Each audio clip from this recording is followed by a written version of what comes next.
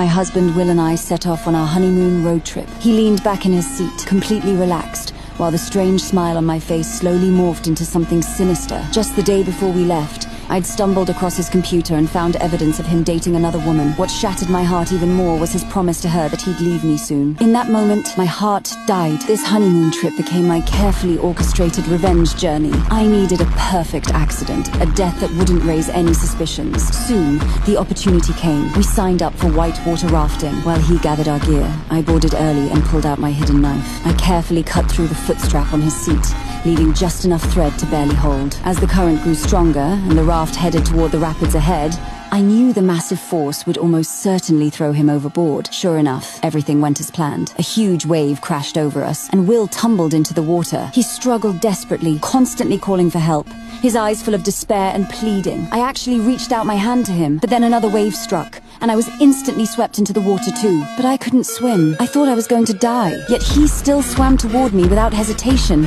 and pulled me to shore. He saved my life. In that moment, my determination wavered. The man who had betrayed me also saved me, and I didn't know if I should still carry out my plan for revenge. But later that night, my hesitation disappeared. I saw Will secretly making a phone call, speaking in a very suggestive tone. My determination became firm again. The next day we went hiking in the forest. Right at the entrance, a blonde woman called out Will's name. I looked at her, and a strong instinct told me she was the one. The nervous look on Will's face confirmed my suspicion. I pretended to ask who she was. He introduced her as his former colleague. Kara greeted me warmly and gave me a hug. Just then, a man walked over. It was Kara's current boyfriend. Kara's appearance completely disrupted my plan. The few of us walked together until we reached the riverside. Kara got ready to go swimming, while my husband went off to use the bathroom. As he walked, his eyes kept drifting toward Kara, and then he accidentally fell into a pit. Before I could even react, Kara ran over first, looking very concerned. That scene made me even more certain of my judgment. Later that night, we drank together. When I returned to the room, I was so drunk that I collapsed on the floor. I woke up in the middle of the night and found that Will was gone. I picked up his phone, and a new message pierced my eyes. Meet me at the waterfall at 1 a.m. I was sure it was from Kara. My heart was filled with pure rage. In the pouring rain,